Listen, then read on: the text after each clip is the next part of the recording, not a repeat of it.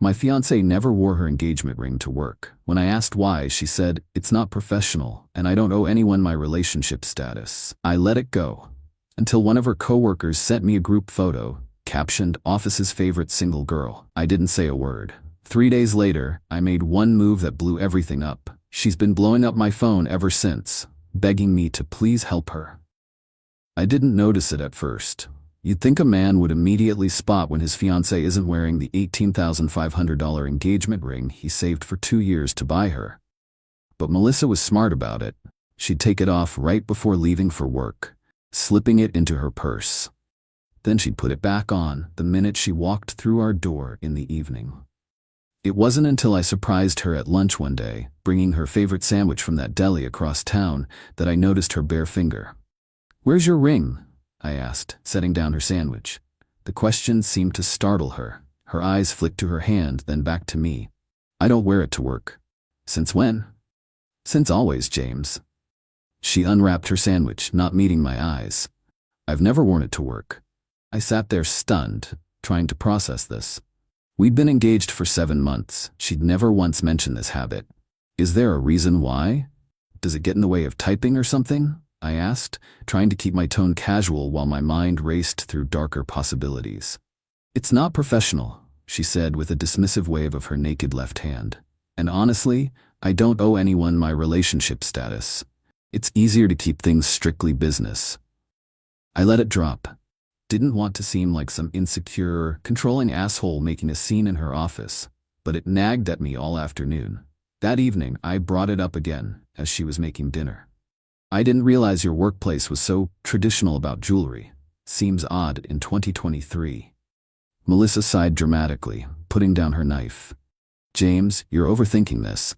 Lots of professional women don't wear engagement rings to work. It changes how male colleagues treat you. It's my choice." "Sure, I respect that. Just wish you'd mentioned it." She rolled her eyes. "Do I need to report every piece of jewelry I decide not to wear?" And that's how the conversation ended, me feeling vaguely ridiculous for even bringing it up.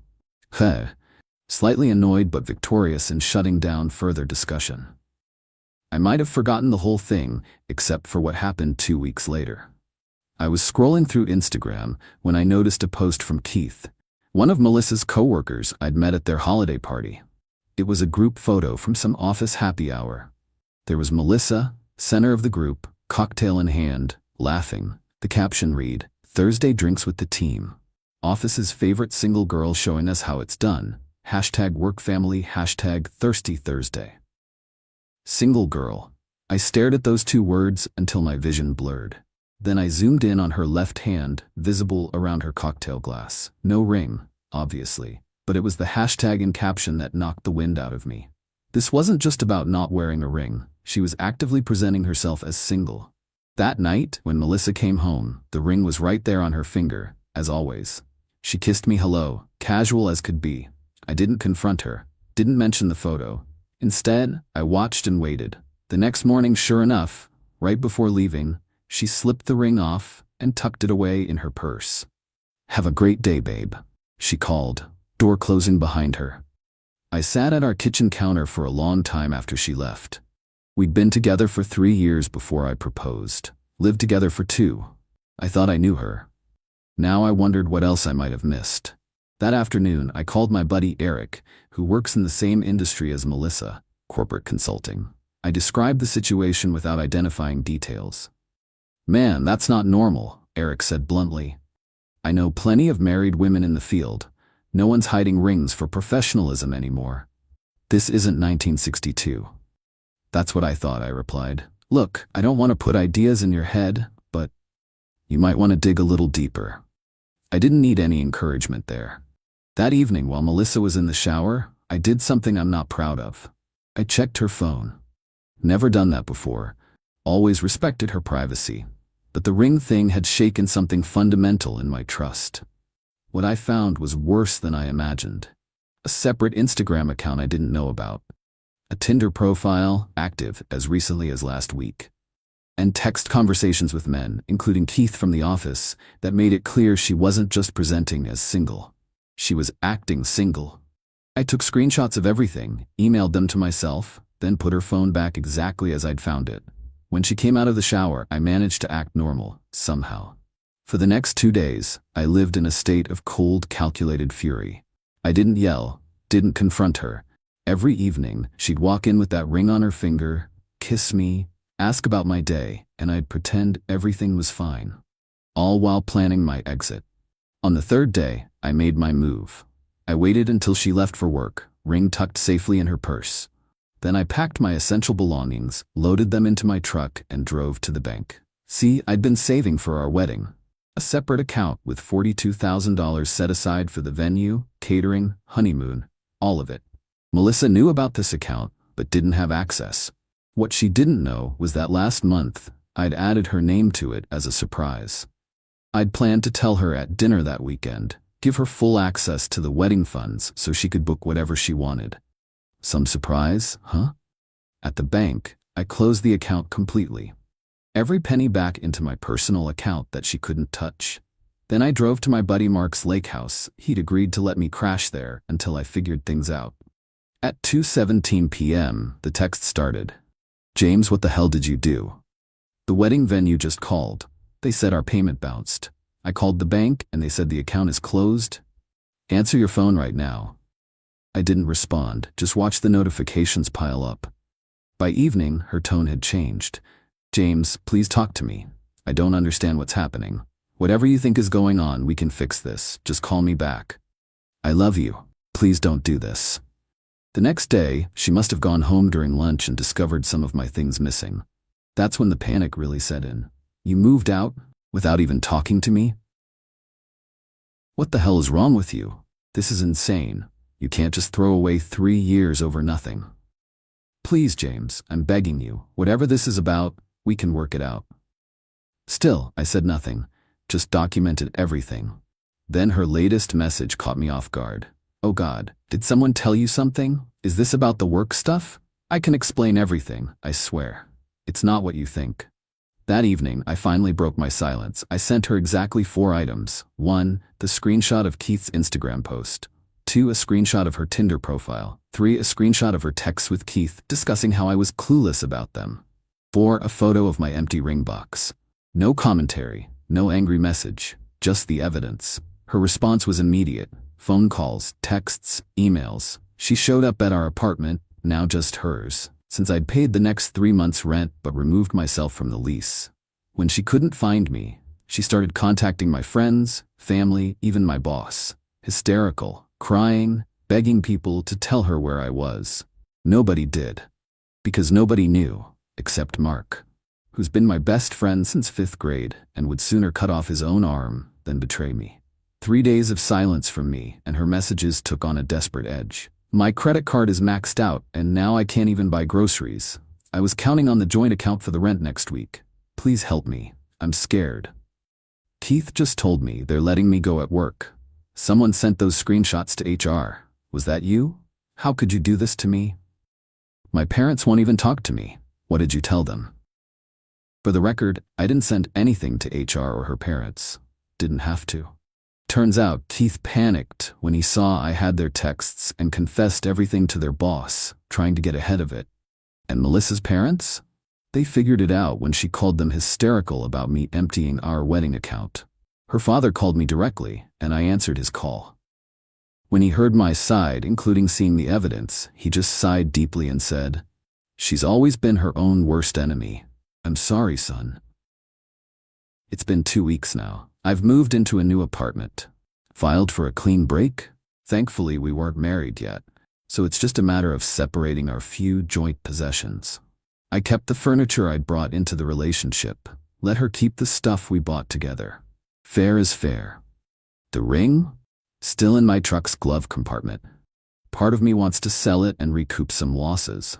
Another part wants to keep it as a reminder. Even people who look at you with tearful joy when accepting a proposal can be living a double life. Last night, I finally answered one of her calls. Not out of weakness or forgiveness, just to put an end to it. "What do you want, Melissa?" She was crying. "I need help, James. They're threatening eviction. My cards are all maxed out. I've got no one else to turn to." "You had me," I said quietly. A man who loved you enough to buy you a ring you didn't wear and save for a wedding you never intended to go through with. And you threw it away. Those are your choices, not mine. I made a terrible mistake, she sobbed. I was confused and stupid. We can fix this. There's no we anymore, Melissa. Figure it out yourself. I hung up and blocked her number. Then I poured myself 2 fingers of whiskey and finally felt something like peace settling in. The worst part of betrayal isn't the lies they tell you, it's the truth they reveal about themselves. Melissa showed me who she really was, not through her words, but through her actions, and I believed her. Sometimes the most powerful move you can make isn't a confrontation. It's simply walking away and closing the door behind you. Update 1 week later. I didn't expect this post to get so much attention. Thanks for all the messages of support and the awards. Several people asked for updates, so here's where things stand a week later. First, to answer the most common questions. Yes, I kept records of all the money I put into the apartment and wedding fund. No, she can't sue me for the wedding account. I checked with my lawyer before closing it. Yes, the ring is legally mine since the engagement was broken due to her infidelity. In my state, engagement rings are conditional gifts. After my last update, Melissa's attempts to contact me shifted to social media since I'd blocked her number. She's been telling a very different version of the story, claiming I financially abused her by stealing our wedding fund and leaving her without resources. A few mutual friends believed her at first until I privately showed them the evidence. The most surprising development came from Keith's wife. Yes, apparently he had one, I should say. She reached out to me on Facebook, thanking me for inadvertently exposing their affair. Turns out Keith had been feeding her and Melissa the same lines about being unhappy in his primary relationship. When everything blew up at their workplace, she found out about Melissa and several other women. She's filed for divorce and taken their kids to stay with her parents. As for Melissa's financial situation, I've heard through mutual friends that she's moved back in with her parents. Her father, who I always respected, called me again to apologize for the drama. Said he and his wife had enabled Melissa's behavior over the years and never held her accountable. Maybe this is the wake-up call she needs, he said. I appreciate his decency in a messy situation. I sold the ring yesterday, took a 30% loss on what I paid, but it's worth it to have that chapter closed. Used some of the money to book a solo trip to Montana next month. Always wanted to try fly fishing. My new apartment is coming together. Simple, clean, mine. I've reconnected with friends I'd neglected during my relationship with Melissa. Turns out she had gradually isolated me from several people who weren't good for us. In retrospect, probably because they saw through her. A buddy convinced me to join him at his boxing gym. Hitting the heavy bag 3 times a week has been the best therapy I could ask for. I'm sleeping better, thinking clearer. For those who suggested I exposed Melissa out of vindictiveness, you're missing the point. I didn't send screenshots to her workplace or blast her on social media. I simply removed myself from a fraudulent relationship and let the truth speak for itself. The domino effect that followed was the natural consequence of her own actions. The hardest part has been trusting my judgment again. I keep asking myself how I missed the signs for so long. My therapist, yes, I started seeing one, says this is normal. We see what we want to see in the people we love, until we can't ignore the reality anymore. To the guy who commented that I should have confronted her like a man instead of sneaking around. Buddy, confrontations are for people who deserve explanations. You don't owe a play-by-play to someone who's been deceiving you for months. I'm not angry anymore. Just reflective. At 39, I thought I'd be married with kids by now. Instead, I'm starting over. But for the first time in a long time, I'm making choices solely based on what I want, not compromising for someone else's lies. That's freedom worth protecting. Update. 3 months later, many of you have continued checking in. So, here's a final update on how things have played out. Melissa's parents eventually put conditions on her staying with them, including therapy and getting a new job. According to her younger sister, who reached out to me last month, Melissa has been diagnosed with narcissistic personality traits and is finally getting professional help. Not my circus, not my monkeys, but I hope she finds peace. Keith's divorce is getting messy. His wife's attorney contacted me for a statement regarding what I knew about their affair. I provided only factual information, dates of texts I saw, content that specifically mentioned his marital status. No editorializing, just facts. His soon-to-be ex sent me a thank you note last week. Turns out there's a significant non-disclosure clause in their prenup that he violated by discussing their marriage with Melissa. Actions, consequences. On my end, life has settled into a new normal. That Montana fly fishing trip was exactly what I needed. A week of mountains, rivers, and zero cell service. Came back feeling like myself again. The boxing gym has become a regular part of my routine. Dropped 15 pounds of relationship stress weight and gained some definition I haven't seen since my early 30s. Work is going well. I was promoted last month. Might have happened anyway, but having my full focus back on my career instead of managing Melissa's constant dramas has certainly helped. Dating? Not yet. I've had opportunities, but I'm taking my time. Working on being comfortable by myself first.